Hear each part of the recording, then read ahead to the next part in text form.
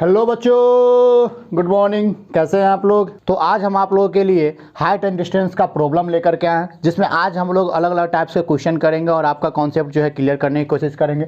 जिसमें पहला प्रॉब्लम हमारे सामने है। पहला प्रॉब्लम क्या कह रहा है बच्चों? The ratio of the length of A rod and it's shadow is 1:1/√3। कहने का मतलब है एक रॉड है जिसका लेंथ और उसके शैडो का रेशियो आप लोग के पास गिवन है। ठीक है, कहने का मतलब क्या है? अगर मान लेते हैं, अगर ये हमारा रॉड होगा बच्चों, ठीक है, तो इसका शैडो कहीं ना कहीं मान लेते हैं कि सन इधर से आ रहा होगा।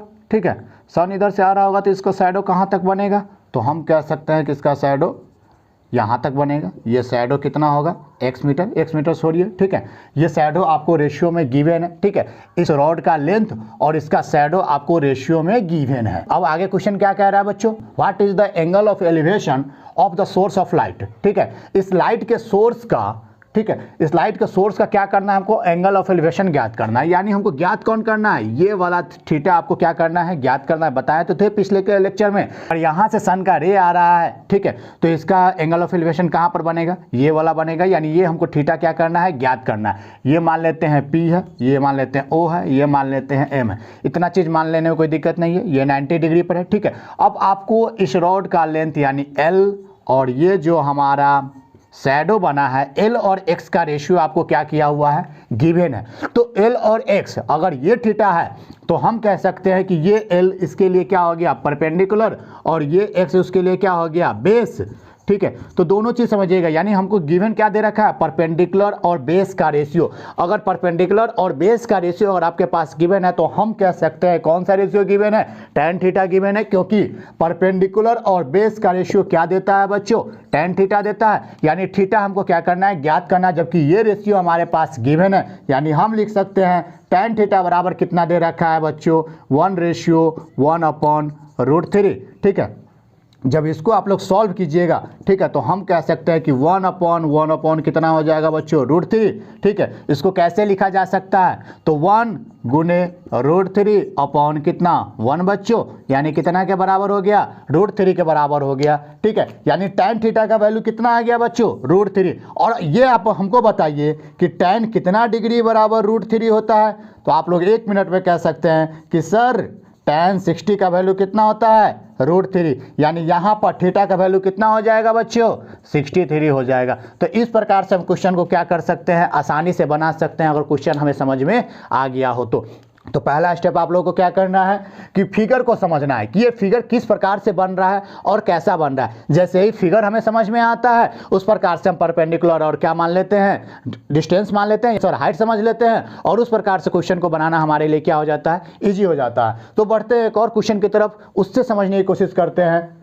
और सबसे बड़ी बात बच्चों, ठीक है, ये क्वेश्चन भी CBSE एग्जाम में 2015 में पूछा हुआ क्वेश्चन है। ठीक है, और आज हम आपके सामने जो भी प्रॉब्लम लेकर के आए हैं वो सभी के सभी एग्जाम में पूछा हुआ ही क्वेश्चन है। ये CBSE 2015 में पूछा हुआ क्वेश्चन है। ठीक है बच्चों, तो बढ़ते हैं अगले क्वेश्चन की तरफ। तो बच्चों ये हमारा क्वेश्चन नंबर 3 है। ठीक है, जिस क्वेश्चन को हम लोग को समझना है, ध्यान से समझिएगा बच्चों, ये क्वेश्चन आप लोग के लिए बहुत जरूरी है। क्वेश्चन क्या कह रहा है? A bridge across the river makes an angle of 45 degree. एक ब्रिज जो है रिवर बैंक से कितना डिग्री बना रहा है? 45 डिग्री। तो सबसे पहले हम 45 डिग्री बना लेते हैं। ये वाला जो एंगल है वो कितना डिग्री बना रहा है? 45 डिग्री। यानी हमको हॉरिजॉन्टल डिस्टेंस क्या है? बिल्कुल सॉरी, हॉरिजॉन्टल एंगल हमको पता है, यानी एंगल ऑफ एलिवेशन हमारा कितना है? 45 डिग्री। ठीक है, अब क्वेश्चन क्या कह रहा है? If the length of the bridge across the river is 100 metre. ये आपको पता है। ठीक है, ये लेंथ आपको टोटल कितना है? ये आपका लेंथ जो है टोटल कितना है? अक्रॉस द रिवर, सिर्फ हमारे रिवर की बात हो रहा है। ठीक है, वह कितना है? 100 मीटर है। तो क्वेश्चन कह रहा है कि इस रिवर का विड्थ ज्ञात कीजिए, यानी हमको ये वाला ज्ञात करना है। ठीक है, तो कैसे बनाइएगा बच्चों? किस प्रकार से क्वेश्चन को सॉल्व किया जाए? ठीक है, तो ध्यान से समझिएगा बच्चों। अगर मान लेते हैं कि ये x मीटर होगा, ठीक है, ये कितना होगा? x मीटर अगर होगा, ठीक है, तो ध्यान से समझने की कोशिश कीजिएगा बच्चों, क्वेश्चन में हो क्या रहा है। ठीक है, हम मान लिए x मीटर। अब हमारा एंगल अगर गिवन है और ये हमारा क्या हो गया? हाइपोटेनस। तो अगर ये एंगल गिवन है तो इसके लिए ये P और ये इसके लिए H, यानी P और H का रेशियो हमारा क्या देता है? साइन थीटा देता है बच्चों। तो साइन 45 का वैल्यू कितना हो जाएगा हमारे सामने? और उस एंगल को लेते हैं तो साइन 45 का वैल्यू कितना हो जाएगा? यानी x अपॉन कितना? 100 मीटर। यही हो जाएगा बच्चों, कोई दिक्कत? और साइन 45 का वैल्यू कितना होता है बच्चों? 1/√2। यही होता है। तो हम कह सकते हैं 1/√2 का वैल्यू कितना है? x अपॉन 100, यानी कह सकते हैं कि x का वैल्यू कितना हो जाएगा 100 अपॉन √2 मीटर। इसको रेशनलाइज कर दीजिए, जैसे ही रेशनलाइज कीजिएगा तो ये बन जाएगा 100√2 अपॉन 2 मीटर, यानी 2 से कैंसिल आ जाएगा 50, यानी हमारा आंसर आ जाएगा बच्चों 50√2 मीटर। तो इस प्रकार से चुटकी में क्वेश्चन में कुछ था नहीं था, ये क्वेश्चन जितना बड़ा दे रखा है सॉल्यूशन उसका उससे भी कम है, समझ में आ रहा है। लेकिन हमारे क्वेश्चन को समझना सबसे पहले जरूरी है। क्वेश्चन क्या कह रहा था कि एक ब्रिज जो है 100 मीटर का है, वो भी अक्रॉस द रिवर, यानी जितना दूर में रिवर है ना उतना ही डिस्टेंस दे रखा है 100 मीटर। अब आपको क्या करना है, और ये एंगल ऑफ एलिवेशन हमारे एक तरीके से पता है, जो कि दे रखा है कि रिवर से एंगल कितना है उसका 45 डिग्री है, तो ये हम 45 डिग्री निकाल लिए। अब हमको विड्थ ऑफ द रिवर ज्ञात करना है, यानी एक प्रकार से हमको हाइट, अगर इस फिगर को परपेंडिकुलर समझने की कोशिश करें ऊपर उठा करके, तो ये हमारा बन जाएगा हाइपोटेनस, और ये बन जाएगा हमारा परपेंडिकुलर, और ये बन जाएगा हमारा बेस। तो यहाँ पर बेस से रिलेटेड हमारा कुछ भी नहीं पूछा जा रहा, जबकि हमसे विड्थ ऑफ द रिवर पूछा जा रहा है। तो विड्थ ऑफ द रिवर और ये हाइपोटेनस, इन दोनों का रिलेशन कौन बताता है, तो P और H का रिलेशन हमारा बताता है साइन थीटा।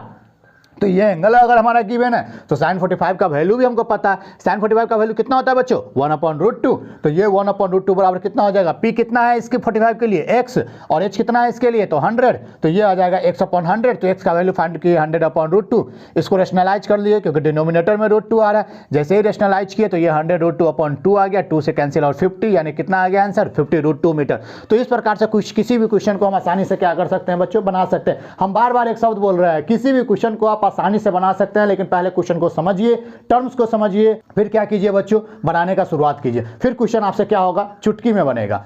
ठीक है बच्चों, तो मिलते हैं बच्चों अगले वीडियो लेक्चर में। Thank you.